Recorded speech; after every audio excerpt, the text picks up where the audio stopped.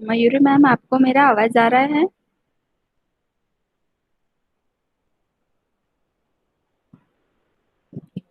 हाँ, आ रहा है आवाज मुझे। मैम को पूछो।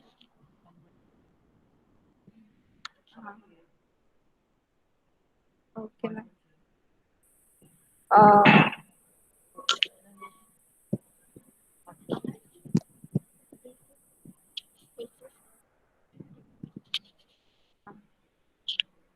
हाँ, तो मैम स्टार्ट करें आज अभी session. Yeah, I will start within 2 minutes, sir. Just give me 2 minutes. Okay okay ma'am. तो सभी को जय भीम। जय भीम मैम। तो अ, आप सबको कुछ प्रॉब्लम आ रहा है फिजिक्स में? पहले के आपने क्लासेस भी किए हैं, तो आपको कुछ प्रॉब्लम है पहले के टॉपिक्स पे?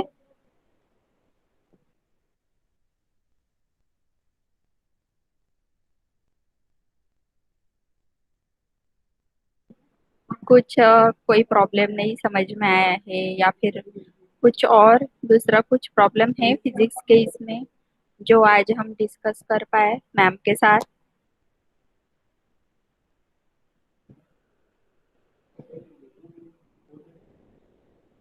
किसी को भी कुछ भी प्रॉब्लम नहीं है? सबको फिजिक्स समझ में आ रहा है ना? हेलो। हाँ मैम। ओके ओके, ठीक है, एक रिस्पांस तो मिल गया कि सबको समझ में आ रहा है। ओके, ठीक है। यस तो मैम। तो अभी हम 2 मिनट बाद मैम स्टार्ट करेंगे सेशन, तो आप अपनी कॉपी और पेन लेके बैठ जाइए। मैम जल्दी स्टार्ट करेंगे। जी मैम।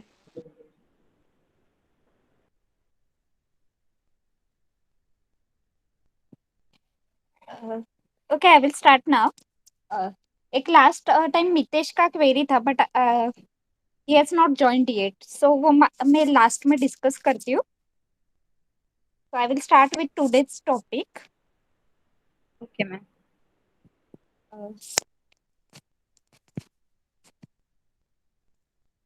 तो आज जो टॉपिक मैं डिस्कस करने वाली हूँ वो है Wheatstone network, meter bridge and potentiometer. So first I will start with Wheatstone network.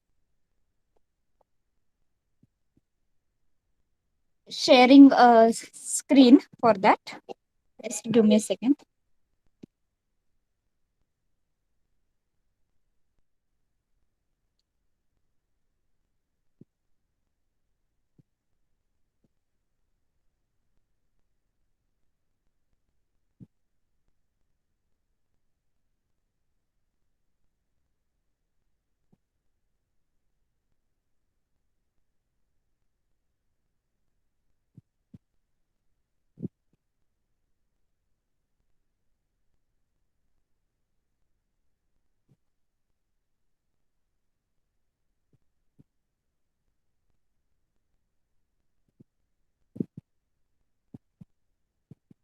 Okay, is this circuit diagram of Wheatstone network is visible to all? Yes ma'am, but वो actually straight बता रहा है। क्या आप mobile को ऐसा horizontal पकड़ नहीं, मतलब हॉरिजॉन्टली आप नहीं पढ़ा पाओगे, क्योंकि वो एकदम बाकी स्क्रीन ब्लैक आ रहा है। एक मिनट।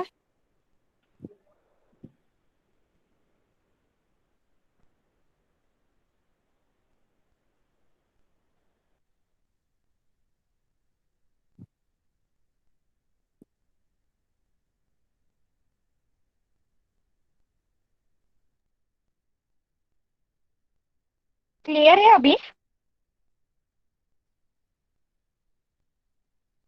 ये अभी भी तो मेरे डार्क है बैक?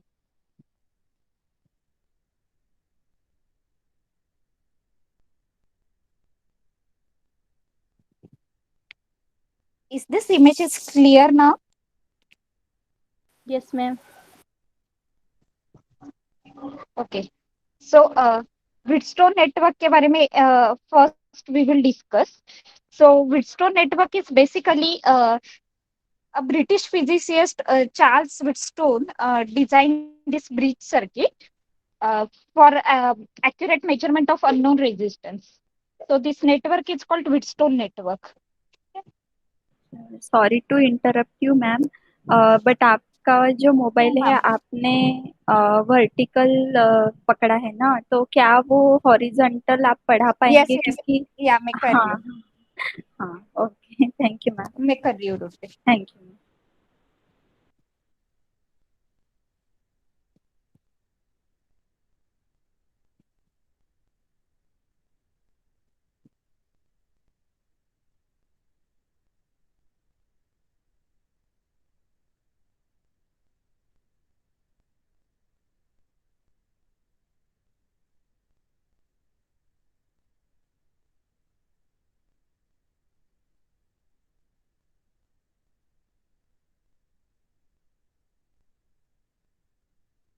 Okay.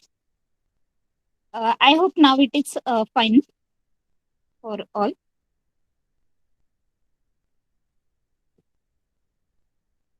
तो Wheatstone नेटवर्क के बारे में आज देखने वाले हैं हम.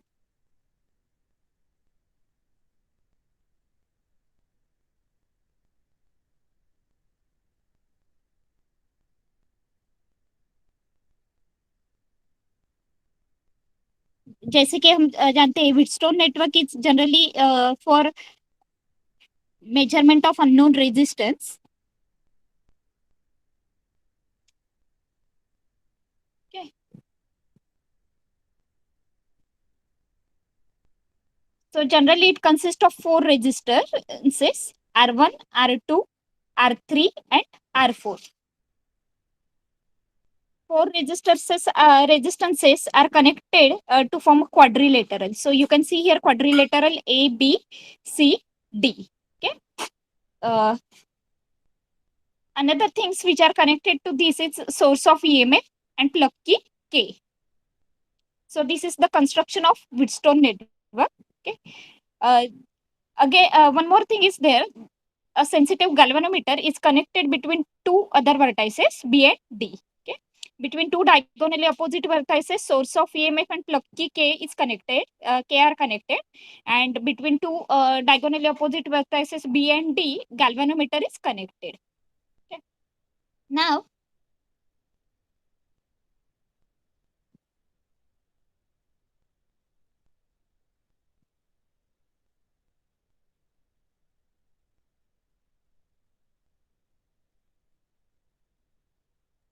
so this breach is said to be in balanced condition when the potential at point B and at point D is same. When potential at point B and D is same, that time we can say that the breach is in balanced condition. The network is in balanced condition. Okay. So again, sharing diagram for this.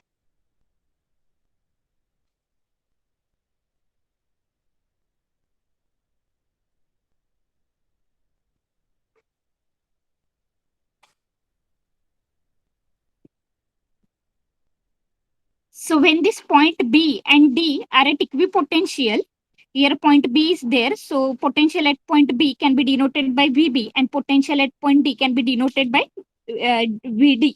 So whenever this VB is equal to VD, the breach is said to be in balanced condition. And we know that whenever in an electrical circuit, if two points are at equipotential, if they are at same potential, then electric current cannot flow from one point to another point, or electric current cannot flow between those two points. Okay. So here, since potential at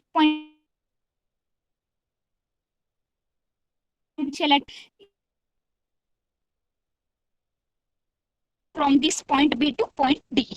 So no current will flow through this galvanometer which is connected in between these 2 points, and therefore the galvanometer will show zero deflection, null deflection. Okay. So the balancing condition for this Wheatstone network is R1 upon R2 equal to R3 upon R4. Already you might have studied this in 11th standard, 12th standard, while studying this Wheatstone network. So today we will discuss few examples based on this. So remember the balancing condition R1 upon R2 equal to R3 upon R4. Okay. So this is the balancing condition for Wheatstone network. Okay. And when this network is said to be balanced, whenever the potential at point B is equal to potential at point D. Whenever point B and D are at equal potential, that time the network is said to be balanced condition. Okay.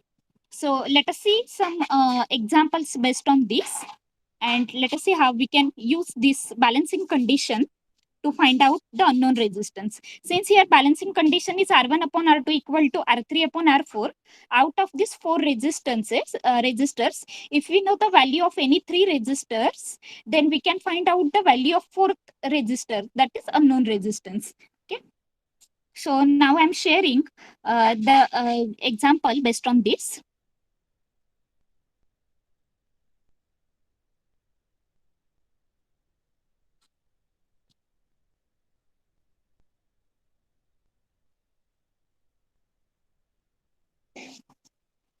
Okay, so can you see this next question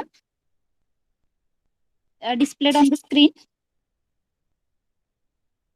Is this question is readable to all?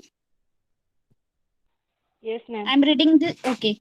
In the given circuit, if the galvanometer shows no deflection, the current through the 5 ohm resistor will be. Okay.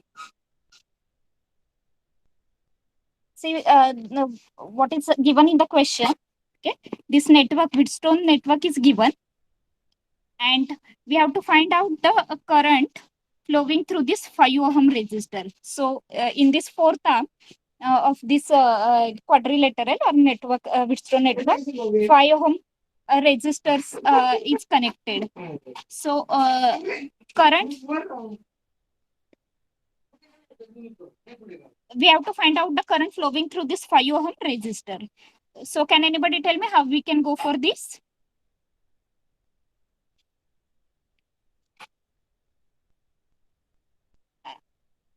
How we can go for this sum?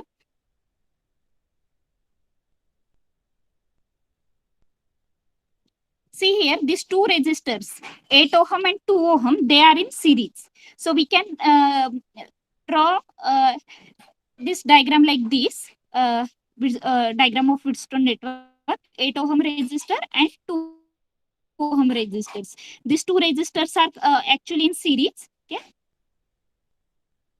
And these two resistors, 20 ohm and 5 ohm, they two are in series.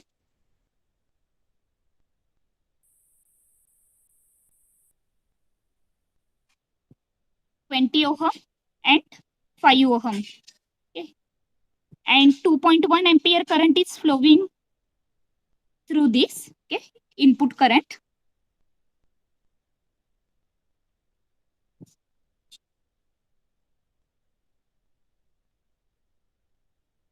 So at this is junction point where this current will get split into two parts. Okay, let us assume that I1 is the current flowing through this branch. Okay, it will flow as through 8 ohm resistor and from 2 ohm resistor.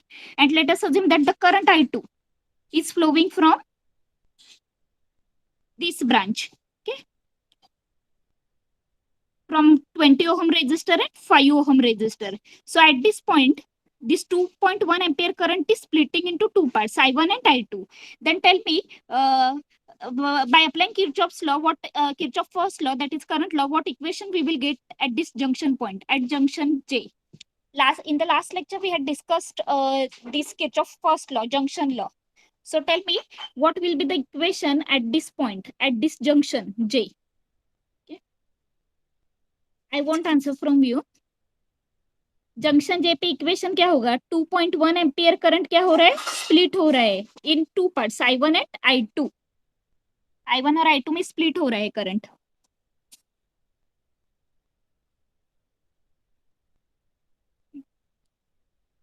(2.1 minus I1 minus I2). Yes, correct है. लिखते हैं यहाँ पे equation. 2.1 ये current junction की तरफ जा रहा है. ओके, सो उसको हम क्या कहेंगे? प्लस लिखेंगे, plus, because we know that as per sign convention the current flowing towards the junction is taken as positive. So it's 2.1 minus और I1 I2 जंक्शन छोड़ के जा रहे हैं. I1 and I2 are the current flowing away from junction. So -I1 -I2 equal to 0. Okay, so हम ऐसे लिख सकते हैं 2.1 equal to I1 plus I2. Okay, 2.1 is the current flowing towards the junction, and I1 plus I2, these are the currents which are living away from junction, moving away from junction, flowing away from junction. So ये equation मिलेगा at junction J. Okay. Now see, these two resistors 8 ohm और 2 ohm का ये resistor, ये दोनों series में है, और 20 ओहम और 5 ओहम ये दो रेजिस्टर सीरीज में है. तो ये टोटल 8 प्लस 2 हो गए 10 ओहम, और ये 20 प्लस 5 हो गए 25 ओहम. सो हम ये बोल सकते हैं कि एक 10 ओहम रेजिस्टर, 10 ओहम का रेजिस्टर और एक 25 ओहम का रेजिस्टर, ये दोनों रेजिस्टर्स के पैरेलल है एक दूसरे से. ये दोनों मिलाकर हो गए 10 ओहम का रेजिस्टर, और ये दोनों मिलाकर हो गए 25 ओहम का रेजिस्टर. सो ये 10 ohm and 25 ohm, these two resistors are parallel to each other. And we know that whenever resistors are connected in parallel combination, the potential across those resistors will be the same. जैसे कि suppose यहाँ पे R1, R2, R3, ये तीन resistors अगर एक दूसरे को पैरेलल कॉम्बिनेशन में है, then potential difference across R1, potential difference across R2 and potential difference across R3 सब क्या रहेगा, सेम रहेगा, इक्वल रहेगा. जब भी रेजिस्टर्स पैरेलल कॉम्बिनेशन में कनेक्ट करते हैं तो उनके अक्रॉस जो पोटेंशियल डिफरेंस रहते हैं वो क्या रहते हैं, सेम रहते हैं.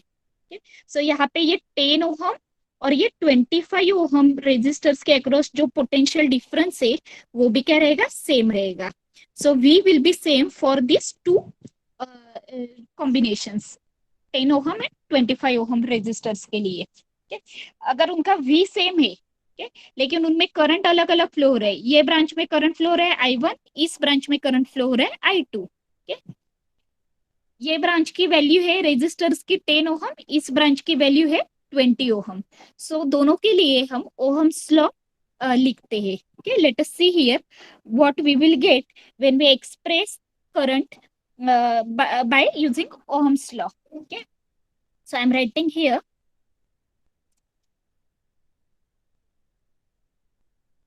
ये पहले इक्वेशन तो चाहिए हमें, but let us first write this I1 and I2.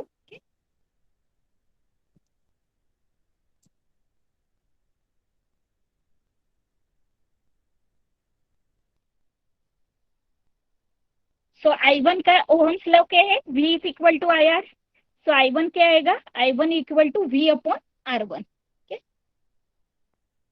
V हमें पता नहीं है कितना है, R1 पता है, R1 मतलब ये ब्रांच का करंट. सो 8 प्लस 2 टोटल करंट कितना है इस ब्रांच में, 10 ओहम.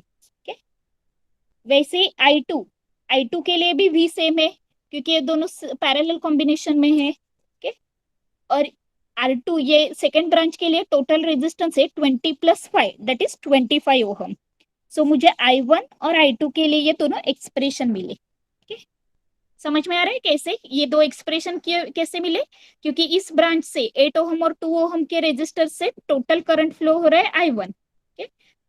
ये सेकंड जो ब्रांच है, नीचे का आर्म है क्वाड्रिलेटरल का, ये दो नीचे के आर्म्स में जो टोटल रेजिस्टर है 25 ओहम, और उनमें से करंट फ्लो हो रहा है I2. बट ये ब्रांच और ये ब्रांच एक दूसरे को पैरेलली कनेक्ट है. सो दोनों में जो पोटेंशियल डिफरेंस है दोनों ब्रांच के अक्रॉस वो सेम रहेगा. सो V दोनों के लिए सेम है, दोनों के R1 और R2 की वैल्यू सब्स्टिट्यूट की तो हमें ये इक्वेशन मिला I1 और I2 के लिए. Now divide I1 and I2. हमें ये I2 की वैल्यू चाहिए. 5 ओहम क्वेश्चन में क्या पूछा है, the current flowing through this 5 ohm resistor will be. So हमें I2 is the current flowing through 5 ohm resistor. We have to find out that value. So how we can get that value? We can divide I1 upon I2. I1 upon I2 divide करेंगे I1 को I2 से, then what we will get here? क्या मिलेगा? I1 को I2 से divide करेंगे तो now tell me what we will get when you divide I1 by I2.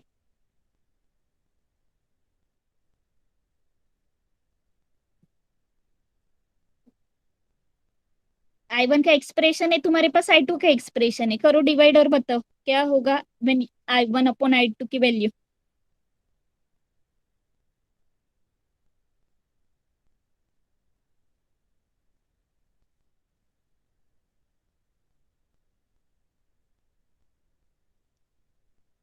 ये I1 है V अपॉन 10 और I2 है V upon 25। When I divide I1 upon I2 I will get 25 upon 10।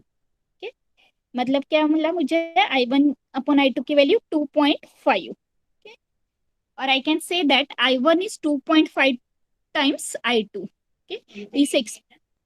इस expression से मुझे क्या मिलेगा, I1 is equal to 2.5 times I2। So ये जो I1 की वैल्यू मिली यहाँ पे, वो हम now I am clearing all this things and let us substitute the value of this I1 in in the equation which we have got when we have applied junction law, okay, 2 point J, okay. So let me clear all this, okay. So I1 का expression मिला था, I1 is equal to 2.5 times I2। Junction law जब भी apply किया तो हमें मिला था 2.1 is equal to I1 plus I2। Now instead of I1, let me write this as 2.5 I2। I1 2.5 I2 substitute करते हैं plus this 2 I2, okay? ये क्या हो गया, 2.5 I2 plus I2, okay? So 3.5 I2 हो गया। So हमें I2 की वैल्यू फाइंड आउट करनी थी। So I2 will be 3.5 divide by 2.1। कितने हो गए, 3.5 डिवाइड बाय 2.1 करेंगे तो, सॉरी 2.1 डिवाइड बाय,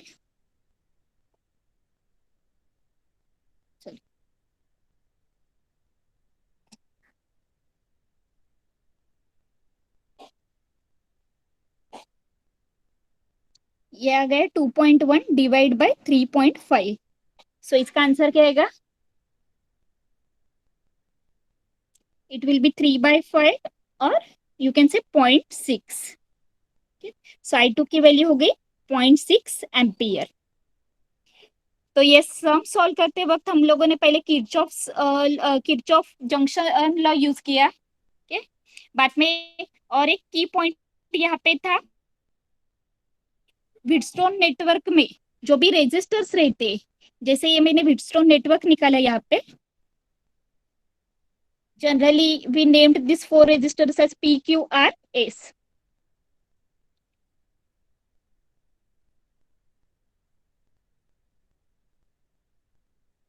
ये P, ये Q, R और S।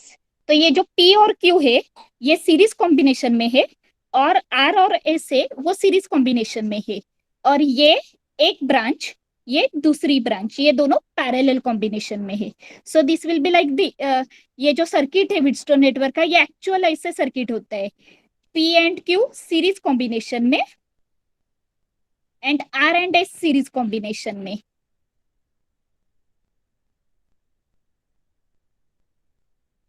ये दोनों सीरीज कॉम्बिनेशन में हो गए, और ये इलेक्ट्रिकल जो ब्रांच है, सपोज इसको ब्रांच 1 कहा और ये ब्रांच 2, सो ये ब्रांच 1 और ब्रांच 2 पैरेलल कॉम्बिनेशन में है। So potential difference across this branch will be equal to potential difference across this branch because these two branches are in parallel combination. Getting this point?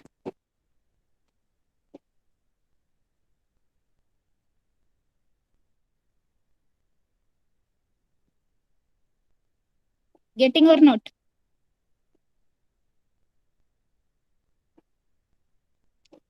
If you are not getting, you can ask, okay?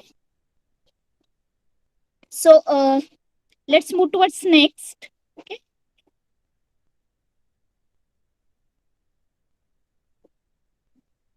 Next question देखते हैं।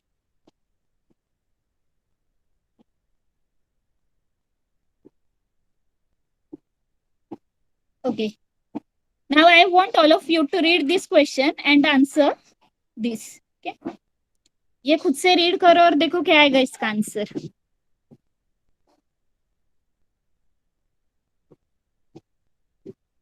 See what is given in the question, asked in the question is, in the circuit shown below, the potential difference between points B and D, B and D point के बीच में potential difference कितना होगा? Okay.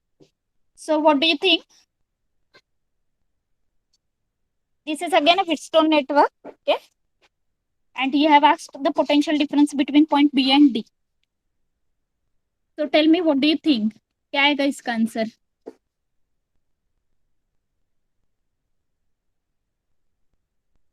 Is this Wheatstone network is balanced? 1 आएगा ma'am. 1 आएगा. Okay, what about other? What about others? 1 ही आएगा ma'am. 1 आएगा. क्यों 1 आएगा बताओ? Means why do you think 1 आएगा? करेक्ट है कि नहीं वो बाद में देखते हैं, लेकिन 1 आएगा ऐसे क्यों लग रहा है? ह्यूस्टन ब्रिज बैलेंस है ना यहाँ.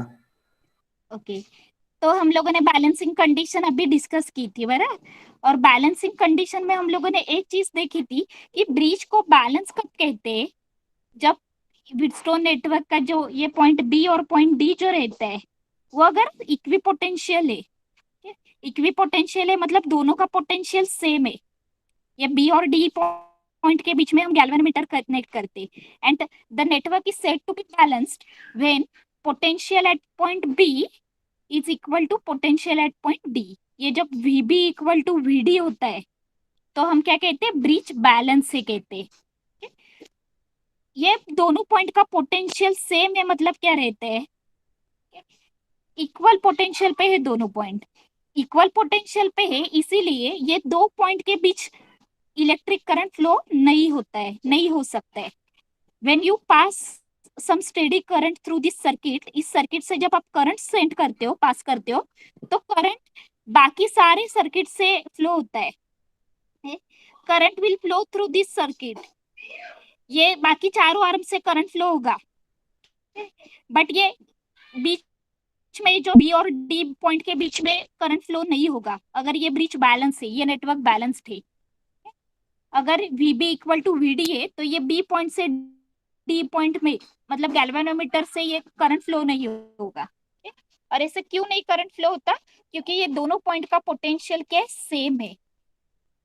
अगर दोनों पॉइंट का पोटेंशियल सेम है तो दोनों में पोटेंशियल डिफरेंस कितना होता है? VB minus VD. ये दोनों वैल्यू अगर सेम है, VB इक्वल टू VD है, तो VB माइनस VD कितना होगा? अगर ये दोनों वैल्यू सेम है, VB equal to Zero. Equal to VD, zero. Zero होगा ना.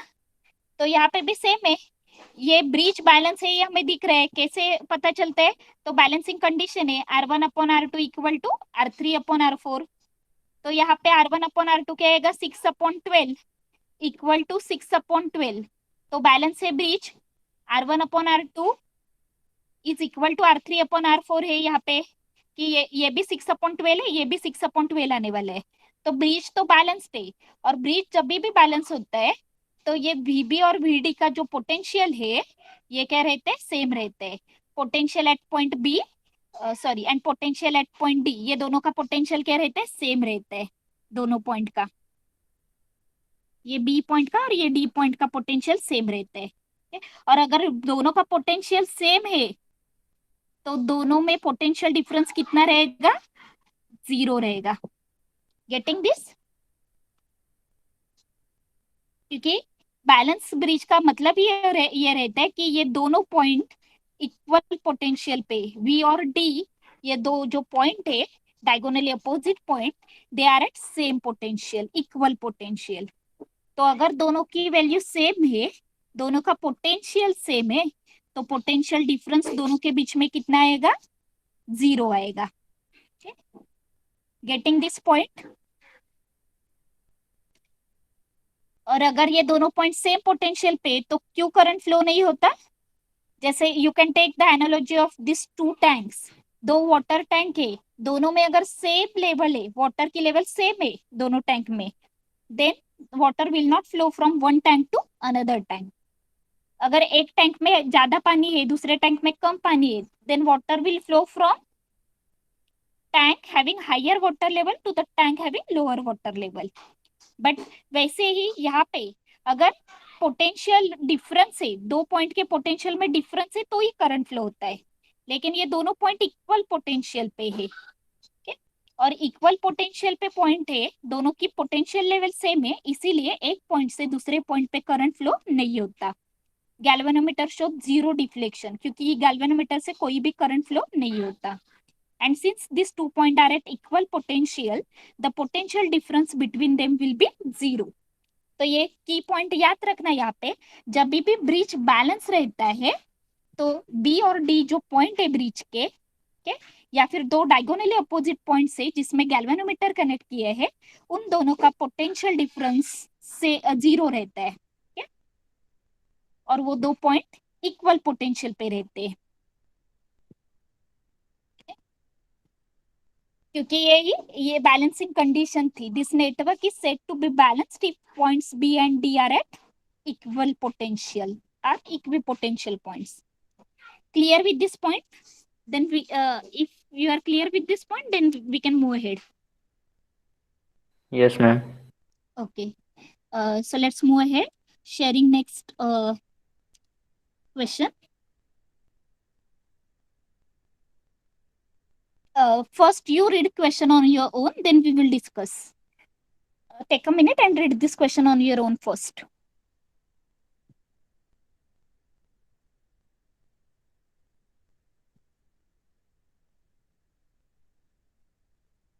Okay, so let us see what are the given things in the question.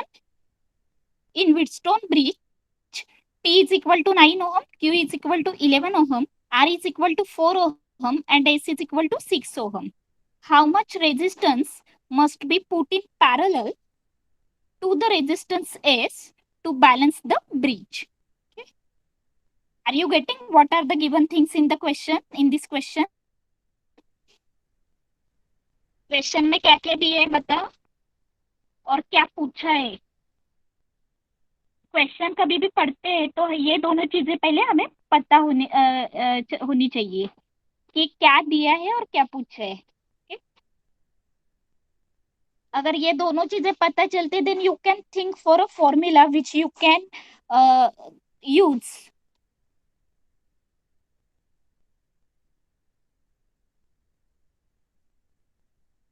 तो व्हीटस्टोन नेटवर्क में जो चार रेजिस्टेंस कनेक्ट रहते रेजिस्टर्स कनेक्ट रहते हैं in 4 arms of a quadrilateral, वो चारों की वैल्यू हमें दी हुई है यहाँ पे.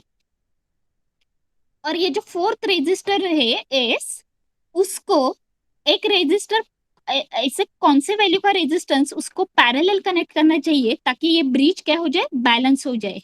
That is the question. Okay, so now I am sharing clearing this and let us draw the Wheatstone bridge diagram for this question, okay, for this given data. तो draw करते हैं इसके लिए डायग्राम.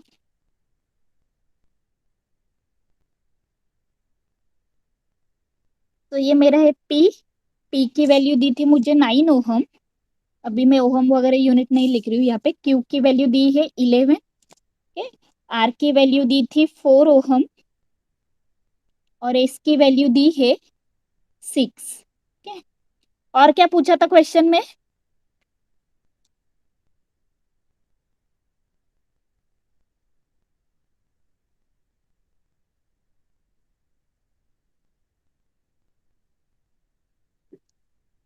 ये जो एस वाला resistor है, इसको ऐसे कौन सा रेजिस्टर पैरेलल कनेक्ट करना चाहिए ताकि ये जो ब्रिज है ये बैलेंस्ड हो जाए. This is the question. So let us assume that मैं x ओहम का एक रेजिस्टर इस s ओहम रेजिस्टर के साथ पैरेलल कनेक्ट करती हूँ ताकि मेरी सर्किट डायग्राम कुछ ऐसे दिखेगी. ओके, और ये ब्रिज क्या होगा, बैलेंस होगा. अगर पॉइंट दे तो ये बी और ये पॉइंट डी होगा. तो ब्रिज बैलेंस होने के लिए क्या कंडीशन रहती है? ये आर्म का रेजिस्टर अपॉन ए आर्म का रेजिस्टर, मतलब हमारी बैलेंसिंग कंडीशन क्या है, R1 upon R2 equal to R3 upon R4 ना. तो हमें R1 की वैल्यू पता है, R2 की पता है, R3 की पता है ये R4 की वैल्यू क्या हो जाएगी? अभी R4 को हमने x ओहम का रेजिस्टर पैरेलल कनेक्ट किया है, तो ये फोर्थ रेजिस्टर है, उसकी वैल्यू क्या होगी? मेरा क्वेश्चन समझ में आ रहा है? इस आर्म में जो रेजिस्टर है वो है मेरा R1, उसकी वैल्यू पता है। ये रेजिस्टर है R2, ये है R3, और इस आर्म में जो रेजिस्टर रहते हैं वो रहते हैं R4। तो बैलेंसिंग कंडीशन ये है R1 upon R2 equal to R3 upon R4। लेकिन ये जो फोर्थ रेजिस्टर है उसको एक और एक ओहम का रेजिस्टर पैरेलल कनेक्ट किया है, तो उसकी वैल्यू क्या हो जाएगी? इक्विवेलेंट रेजिस्टेंस क्या हो जाएगा? 6 + x/6x। यस, इक्विवेलेंट रेजिस्टर इस आर्म का क्या होगा? ये दोनों पैरेलल है ना, तो हम पैरेलल रेजिस्टर की इक्विवेलेंट वैल्यू कैसे निकालते हैं? 1/RP इक्वल टू जो दो रेजिस्टेंस पैरेलल कनेक्ट किए, तो यहाँ पे पैरेलल कौन है? एस और एक्स। एस की वैल्यू है 6, और दूसरा हम रेजिस्टर जो पैरेलल कनेक्ट किए है वो है एक्स। ठीक है, तो ये क्या हो जाएगा? 6 + x अपॉन 6x। तो आरपी की वैल्यू, मतलब ये जो पैरेलल कॉम्बिनेशन है 6 ओहम और एक्स रेजिस्टर का, उसकी वैल्यू है 6x अपॉन 6 + x। समझ में आ रहा है? तो अभी मुझे चारों रेजिस्टर्स की वैल्यू पता है, चारों आर्म में कितने रेजिस्टर्स है वो पता है।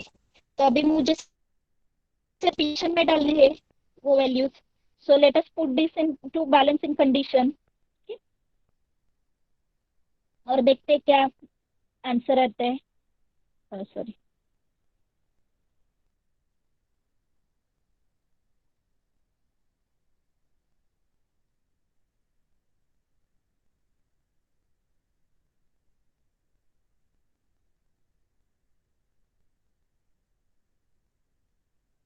सो R1 ही है मेरा 9 ओहम, R2 है मेरा 11 ओहम,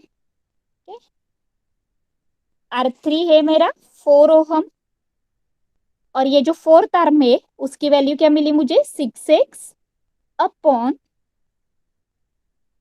6 + x। तो ये सॉल्व करूंगी मैं, तो मुझे क्या मिलेगा?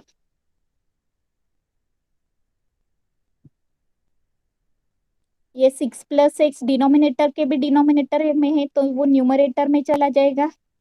Now can you solve this further? ये सॉल्व करो आगे और देखो क्या मिल रहा है।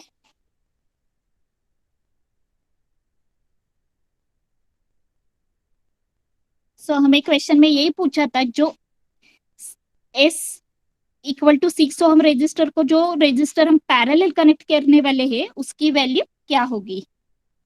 तो 132/5 if I do, then I will get 26.4. Okay, so I should connect, I must connect 26.4 ohm resistor in parallel with this 6 ohm resistor, so that this Wheatstone bridge get balanced. Okay, this Wheatstone network will be balanced when I connect 26.4 ohm resistor in parallel with the 6 ohm resistor. Okay, so ऐसे ये solve करना है. Getting this? Yes, ma'am. Okay, so let's move ahead now. So the next topic is, इसमें जो Wheatstone network है, ये topic पे ऐसे अलग अलग टाइप के सम आ सकते हैं, जैसे इक्विवेलेंट रेजिस्टेंस फाइंड आउट करना between point B and D, या फिर कौन सा किसी भी एक रेजिस्टर को, आर्म को बोलेंगे अगर कोई पैरेलल रेजिस्टर कनेक्ट करने के बाद ब्रिज बैलेंस होने के लिए कौन से, जैसे ये क्वेश्चन पूछा था, what value, what kind of resistor we should connect in parallel with particular resistor so that this bridge get balanced. Okay, so this kind of question can be asked based on this Wheatstone network. Now the next topic which we are going to see, that is the application of meter bridge, or when we do slide modifications in Wheatstone network, that time we get meter bridge. Okay, again meter bridge is also used to determine the unknown resistor, and it also works on the principle of Wheatstone network. Okay, so it is also called as meter bridge, Wheatstone's meter bridge. Okay, so let us see how this meter bridge is constructed. Sharing a image of meter bridge for explanation. Just give me a second. Now, meter bridge.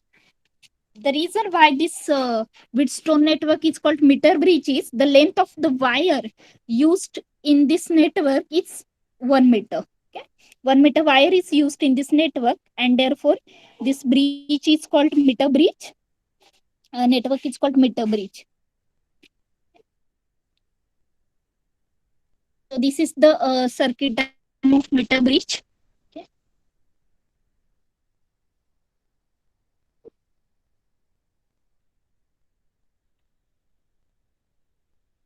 So see how this meter bridge is constructed. Generally, 1 meter thin, thin, uniform and homogeneous conducting wire is stretched on rectangular wooden board. So here you can see wire AC. AC is 1 meter long wire which is stretched here on wooden board. Okay, between two L-shaped metal strips. So you can see here, this is one L-shaped metal strip, this is another L-shaped metal strips. And between these two L-shaped metal strips, 1 meter long wire is stretched. Okay. Then third central metal strip is placed or fixed on the wooden board in such a way that two gaps with two metal strips are formed. So you can see here, this is gap 1, okay, between two metal strips, and this is second gap formed between these two metal strips. So these two gaps we are getting because of the central metal strips across this wire. Then the another thing is meter scale is fixed on the board below this wire. Okay, so that we can take reading. Okay, at what distance we are getting null point, that we can easily measure with the help of this meter scale. So this is all about construction of meter bridge. Now let us see how we can determine unknown resistance. So to determine unknown resistance, the unknown resistance, now this is unknown resistance. We don't know the value of this resistor, and therefore we denote that resistance of that resistor by X. So X is the unknown resistor connected in left gap or one of the gap, and resistance box is connected in this in the other gap, right gap. Then source of EMF, plug key K, and rheostat are connected in series with the wire AC. Okay, so these three things, source of EMF, plug key K, and rheostat are connected in series. Okay, then between point to this terminal B, galvanometer is connected, okay, to this junction B, and another end of the galvanometer is connected to jockey. Now, if you have ever performed experiment in the lab, then you might have done with this experiment. Then you are aware about what is jockey. Okay, how it looks like. So jockey is generally a metallic rod whose one end has a knife edge. So I will display here the real diagram of meter bridge, how it looks in reality. Okay, in practically how it looks.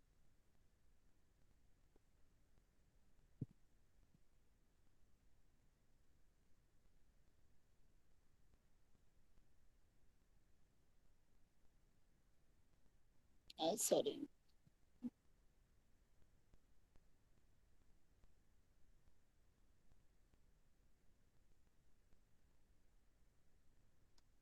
So see, actually the meter bridge look like this. So you can see here two L-shaped metal strips. This is one and this is second metal strip. Okay. Unknown resistor you can connect here in left gap, and resistance box is connected here in the right gap. Okay. This is junction point B to which galvanometer is connected, and the second terminal of the galvanometer is connected to jockey. So this is jockey. Okay, sliding key. Okay. So it's just a metal rod with knife edge. Okay, so you can touch this jockey to different points on the wire. Okay, so the use of jockey is jockey provides electrical connection. Okay? When we touch this jockey to different points on the wire, it makes an electrical connection. Okay, now let how we proceed in this experiment. Okay, so first thing you have to do here is you have to touch jockey to point A. Okay, this is your point A and point C, okay, of the wire. Sorry, ये A है point और ये C point है. So AC is the wire.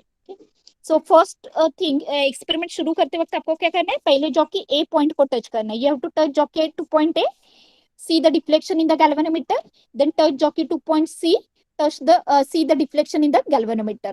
The deflection must be on opposite side. मतलब suppose ए point को jockey touch करने के बाद अगर गैल्वेनोमीटर राइट साइड डिफ्लेक्शन दिखा रहा है तो सी पॉइंट जॉकी टच करने के बाद गैल्वेनोमीटर लेफ्ट साइड में डिफ्लेक्शन दिखाना चाहिए. Then only the experiment you can find out the value of unknown resistance accurately. अगर ऐसे नहीं हो रहा है तो रियोस्टेट को एडजस्ट करना पड़ेगा आपको. या फिर ये जो रेजिस्टेंस बॉक्स में आप रेजिस्टेंस सिलेक्ट करते हो वो उसकी वैल्यू चेंज करनी पड़ेगी. देन ये डिफ्लेक्शन चेक करने के बाद पॉइंट ए और पॉइंट सी को जॉकी टच करके the next thing you have to do is select suitable value of resistance from resistance box. Okay, and close the key so that steady current flow through this circuit. Okay, एक बार current flow होना start कर दिया तो ये jockey A to सी के बीच में जो वायर है उसके अलग अलग पॉइंट्स को टच करना है jockey. And you have to find out that points that you have to stop at that point for which galvanometer shows zero deflection. So sharing another diagram for this.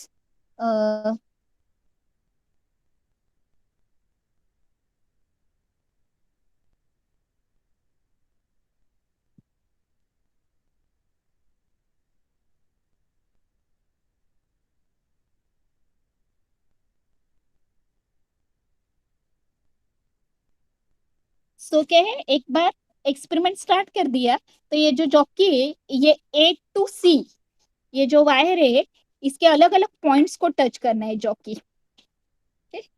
और उस point पे आके रुकना है जहां पे गैल्वेनोमीटर जीरो डिफ्लेक्शन दिखा रहा है. That is the null point. Okay, so the null point is the point where galvanometer show zero deflection.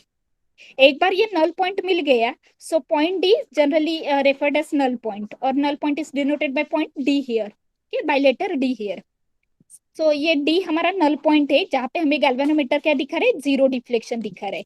ये नल पॉइंट मिल गया तो हमें ये नल पॉइंट का डिस्टेंस मेजर करना है from A end. Okay, A end of the wire. So ये जो डिस्टेंस है ये जनरली एल एक्स से डिनोट करते हैं. ये सबस्क्रिप्ट में एक्स है. एक्स इसीलिए है क्योंकि इसके आगे जो गैप है इस गैप में एक्स अननोन रेजिस्टेंस कनेक्ट किया है. And the distance of this null point from this right end C end से जो ये distance है ये LR से डिनोट करते हैं. बिकॉज ये इसके सामने ये जो गैप है इसमें रेजिस्टेंस बॉक्स कनेक्ट किए हैं. सो R is the resistance in this right gap. So this distance is denoted by LR. ये distance है ये LX से डिनोट करते हैं. दोनों डिस्टेंस मेजर करने की जरूरत नहीं रहती है क्योंकि अगर एक डिस्टेंस आपने मेजर कर लिया, सपोज ये मेरे नल पॉइंट का डिस्टेंस ए एंड से अगर मुझे मेरा 40 सेंटीमीटर है डिस्टेंस तो सी एंड से ये डिस्टेंस कितना आएगा, 60 because we are using wire of length 1 metre. Okay, 1 metre length की वायर यूज कर रहे. सो एक अगर डिस्टेंस मिल गया तो 100 माइनस एल एक्स करेंगे then you will get L are.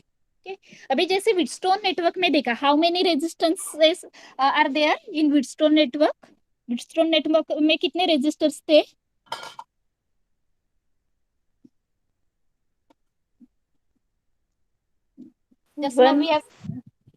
Wheatstone network में ओवरऑल कितने रेजिस्टेंस थे, 4 रेजिस्टेंस. 4 रेजिस्टेंस थे ना. क्वाड्रिलेटरल के 4 आर्म्स में 4 रेजिस्टेंस थे, तो यहाँ पे भी 4 रेजिस्टर्स थे। दिख रहे 4 रेजिस्टर्स यहाँ पे। मैं ये क्लियर करके same image I will share.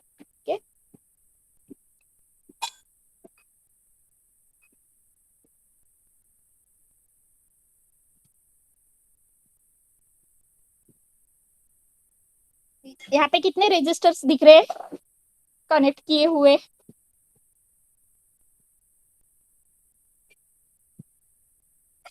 Answer me quickly, we are running out of time. 3 दिख रहे हैं और एक अननोन रेजिस्टेंस। 3 कौन से बताओ?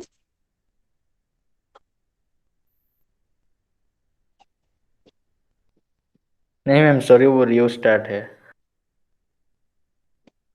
ओके ठीक है, फिर कितने वो रियोस्टेट वाले छोड़ दिए, कितने दिख रहे रेजिस्टर्स? देखो एक अननोन रेजिस्टर है, ये रेजिस्टेंस बॉक्स में से जो सुटेबल रेजिस्टेंस चूज करेंगे, सिलेक्ट करेंगे वो है, तो ये एक दूसरा है बराबर। अभी हम यहाँ पे नल पॉइंट फाइंड आउट करते हैं। ओके, तो ये जो वायर है एडी, इस वायर का जो रेजिस्टर है, okay, resistor of wire AD, so let me write it as R A D. Okay, और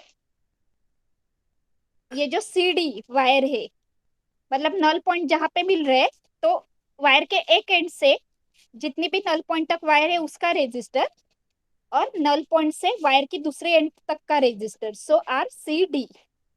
सो अभी देखो कितने रेजिस्टर हो गए यहाँ पे, टोटल 4 रेजिस्टर है, जैसे व्हीटस्टोन ब्रिज में थे। और नॉन रेजिस्टर के रेजिस्टेंस बॉक्स का रेजिस्टर 1 2, जैसे वहां पे था पी क्यू आर एस।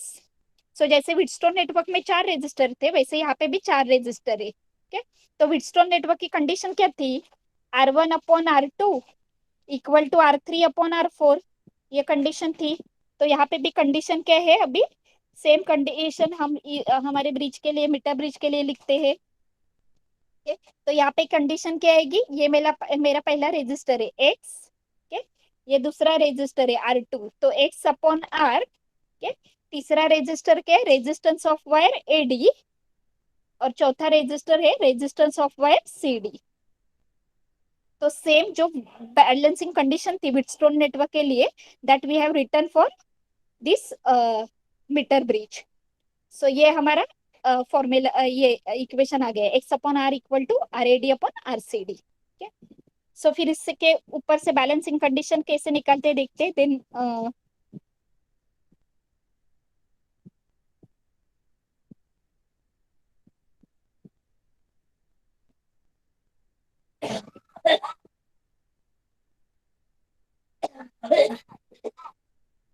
सो हमें बैलेंसिंग कंडीशन, ये कंडीशन क्या मिली व्हीटस्टोन ब्रिज के लिए? X/R equal to resistance of wire AD upon resistance of wire CD. So generally sigma अगर मैंने डिफाइन किया रेजिस्टेंस पर यूनिट लेंथ, तो मैं कोई भी रेजिस्टर सिग्मा इंटू एल के फॉर्म में लिख सकती हूँ, सिग्मा इंटू लेंथ। जैसे रेजिस्टेंस ऑफ वायर एडी है, तो resistance of wire AD I can write as sigma into length of wire AD. तो वायर एडी के लेंथ को हम लोगों ने कैसे डिनोट किया था? एल एक्स से, क्योंकि एडी वायर के सामने रेजिस्टर दिखता है एक्स।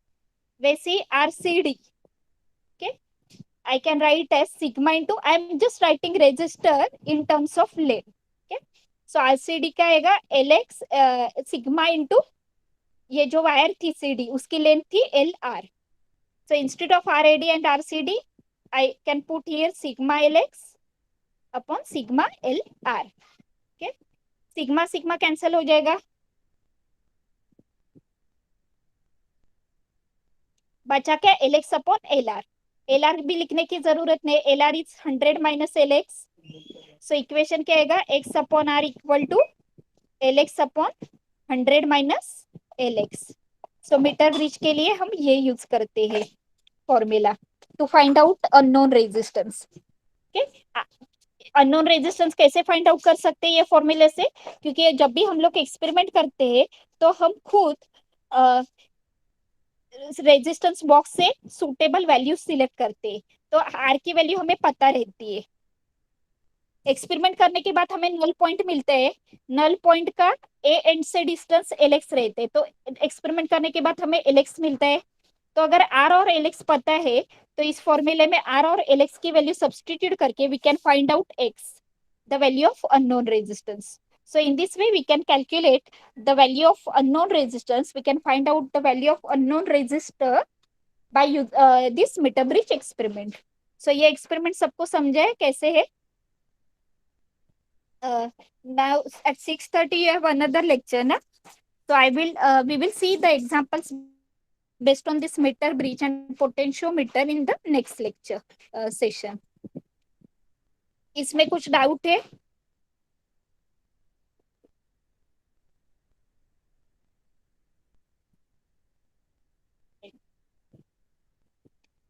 6:30 इनका दूसरा लेक्चर है ना Praneeta ma'am? Yes ma'am, biology का लेक्चर है। ओके, जस्ट मैं एक ये मितेश यू आर देयर ना?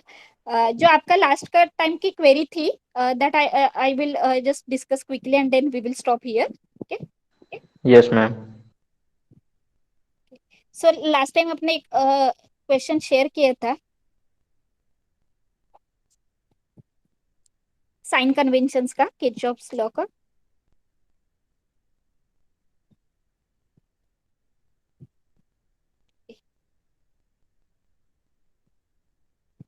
ये सर्किट डायग्राम थी, तो आपका वो sign convention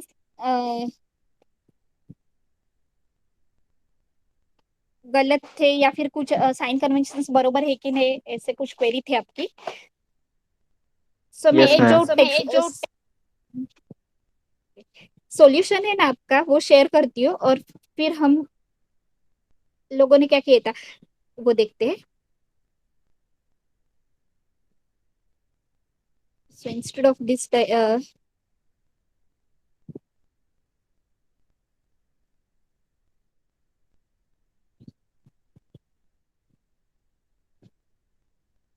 okay. Mitesh, do you remember the sign conventions we had discussed last time? Yes ma'am. Okay, so इसको अप्लाई करके देखो. ये लूप को, कौन सी लूप को पता है? P R Q dash P. या I am writing the name of the loop here, P R Q dash P. इस लूप को अप्लाई करो साइन कन्वेंशन. सब लोग कर सकते हो. पी टू आर, देखो पी टू आर क्या है, let us do together so that we can finish this quickly. P to R में क्या कंपोनेंट है पी और आर के बीच में? एक 20 ओम का रेजिस्टर दिख रहा है. Yes ma'am. उसमें से कौन सा करंट फ्लो हो रहा है? I1। I1. करंट की डायरेक्शन क्या है? करंट की डायरेक्शन, एरो देखो, करंट की डायरेक्शन क्या है? P to R. और लूप में हम जिस डायरेक्शन में जा रहे हैं वो डायरेक्शन भी क्या है? नाम देखो लूप का क्या है, जो लूप का नाम रहता है वही उसकी डायरेक्शन रहती है. We are also going from P to R and the direction of the current is also from P to R. So अगर डायरेक्शन सेम है करंट की and the direction in which we are traversing in the circuit, if both direction are same, दोनों direction same है, तो potential difference क्या लेते हैं? Negative. Minus, बराबर, नेगेटिव. सो यहाँ पे क्या आएगा potential difference across this 20 ohm resistor? Minus 20 20 -20 I1। बरोबर. बाद में ये देखो R2 क्या आएंगे? R2 क्यू डैश आएंगे. वहां पे भी एक 60 ओम रेजिस्टर है. How much current is flowing through that? Minus होगा। -60I। करेक्ट.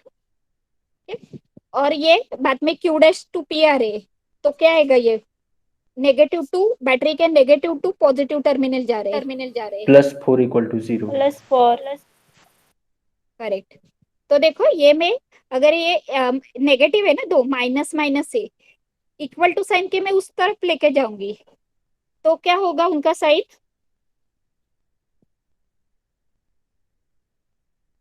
अगर कोई भी वैल्यू को हम इक्वल टू साइन के उस तरफ लेके जाते प्लस में है तो माइनस हो जाती है, माइनस है तो प्लस हो जाती है, साइन चेंज हो जाते हैं। चेंज हो जाते हैं।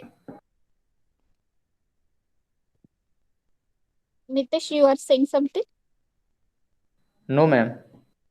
तो इसका क्या आएगा, ये 4 में यहीं पे रखती हूँ, और ये 20I1 और 60I को मैं उस तरफ लेके गई इक्वल टू साइन के, तो ये मुझे इक्वेशन मिला 20I1 plus 60I equal to 4।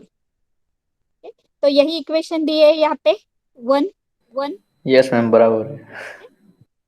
ये लूप को भी आप अप्लाई करके देखते हो, देखो क्विकली।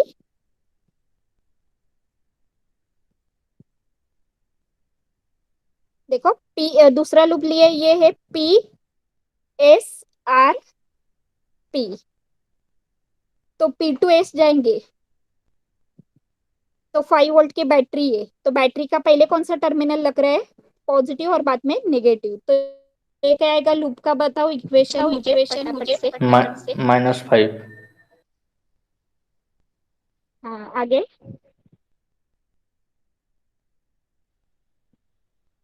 ये 200 ओहम रेजिस्टर है, उसमें से कौन सा करंट फ्लो रहा है, -200I प्लस 200I1। सो ये -200I - I1 इतना करंट फ्लो हो रहा है उसमें से, तो ये मैं ब्रैकेट में ही रखती हूँ I - I1। दोनों डायरेक्शन सेम है ना, लूप में भी हम जा रहे हैं S to R और करंट भी जा रहे हैं S to R, और बाद में आ रहे हैं फिर से R से P तक आ रहे हैं फिर से, दोनों के बीच में 20 ओहम का रेजिस्टर है। अभी देखो लूप में हम कैसे जा रहे हैं, R to S P जा रहे हैं, plus plus 20 plus 20I1। Correct. Loop खत्म होता है 0, तो यहाँ पे भी देखो के ये -5 वैसे ही रखा है, के ये 200 जो है, 200 का माइनस साइन था, okay? और 20 का प्लस साइन था, तो ये दोनों इक्वल टू साइन के उस तरफ लेके गए गए हैं, तो 200 का माइनस था, इक्वल टू साइन के उस तरफ लेके जाएंगे तो वो प्लस हो जाएगा, 20 प्लस था, इक्वल टू साइन के उस तरफ लेके जाएंगे तो -20I1 होगा, और -5 ऐसे ही रखे हैं, तो ये इक्वेशन मिला हम लोग को, इक्वेशन 2। सेम इक्वेशन है, so same sign convention change नहीं हुए, यहाँ पे साइन कन्वेंशन सेम है, सिर्फ मैथमेटिकल एक्सप्रेशंस उन्होंने रीराइट किए हैं, कुछ उसमें से जो टर्म्स है वो इक्वल टू साइन की उस तरफ लेके जाने के वजह से उनका साइन चेंज हुआ है। Getting this? Yes ma'am. Okay, so rest of the things are same, so I hope your doubt is clear. Yes ma'am. Okay, then I will stop here. Next time हम potentiometer और metre bridge के examples देखेंगे, okay? और बाकी अगर कुछ भी doubt है then share with me, you can send your doubts.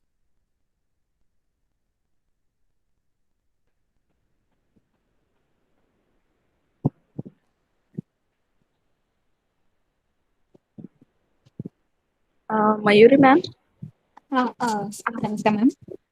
Ma'am, एक स्टूडेंट का एक डाउट है, वो फर्स्ट टाइम दे रही है नीट, हाँ तो मैं नाम नहीं लूंगी, लेकिन उनका क्वेश्चन है कि फिजिक्स केमिस्ट्री और बायो के लिए कौन से बुक्स प्रिफर करें, ये उनका क्वेश्चन।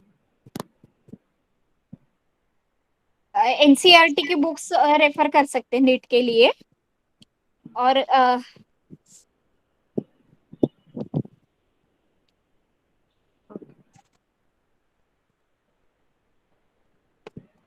एनसीईआरटी के लिए वैष्णवी का कुछ क्वेश्चन है मैम, हाँ तो बोलिए। वैष्णवी पूछे। सॉरी मैम, वो गलती से रेज हो गया था हैंड। Okay okay.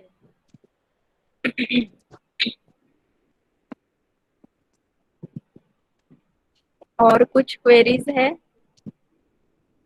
आज जो लेक्चर हुआ है तो उसमें कुछ डाउट है आपको? No ma'am. ओके, ठीक है फिर।